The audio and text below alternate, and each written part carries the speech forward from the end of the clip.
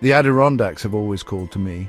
I love their rugged beauty, their peace and solitude. This trip was to be no different. 3 days in the wilderness, just me and nature. I was prepared, packed my warmest gear, brought extra food and supplies. I knew the mountains could be unpredictable. I respected their power. My pack felt heavy but good. I checked my compass one last time. With a deep breath, I set off. The trail was familiar. I felt the thrill of adventure. Little did I know what lay ahead. This would be a test of my skills and my will. The air grew colder. A sudden gust of wind sent a shiver down my spine. Dark clouds gathered above, swallowing the blue sky. I checked my watch. Early afternoon. The weather forecast had mentioned nothing. This was unexpected. This was dangerous. I pushed on, needed to find shelter. Fast. The first flakes began to fall, soft and gentle. A deception. The wind howled. The snow turned to a blinding whiteout. I was caught in a blizzard. Visibility dropped to almost zero. I couldn't see the trail. Panic threatened to engulf me. I had to stay calm, think, remember my training. I found a rocky outcrop. It offered some protection from the wind. It would have to do. I worked quickly, setting up my tent, securing it against the wind's fury.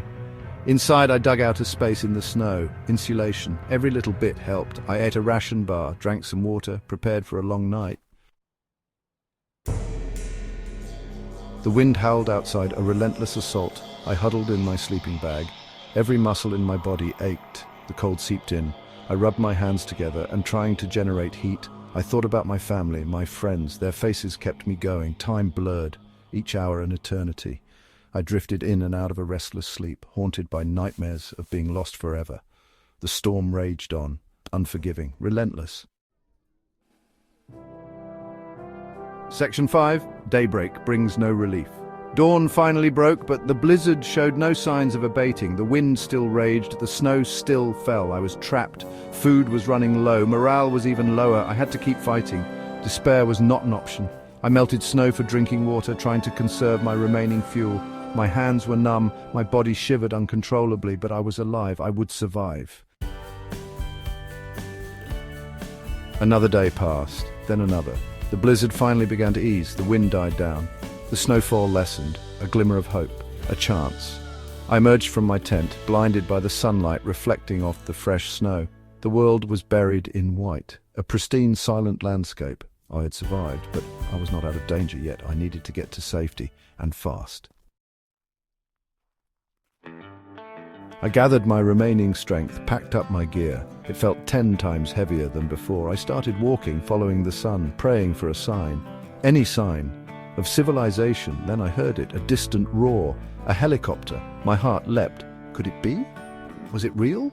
Or just a figment of my exhausted mind? I stumbled towards the sound, waving my arms, screaming for help. The helicopter grew closer, circling overhead. They saw me. I had never felt such relief, such gratitude. They lowered a rescue basket. I clambered in. My legs gave way. I collapsed onto the floor of the helicopter. Safe. I was finally safe. I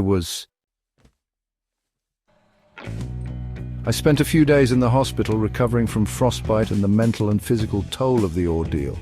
But I was alive. I had stared death in the face and survived. The experience changed me deeply. I gained a newfound respect for the power of nature, for the importance of preparation, and for the indomitable spirit that lies within us all. The mountains will always call to me. But next time, I will be even more prepared, more aware, more grateful for each and every breath.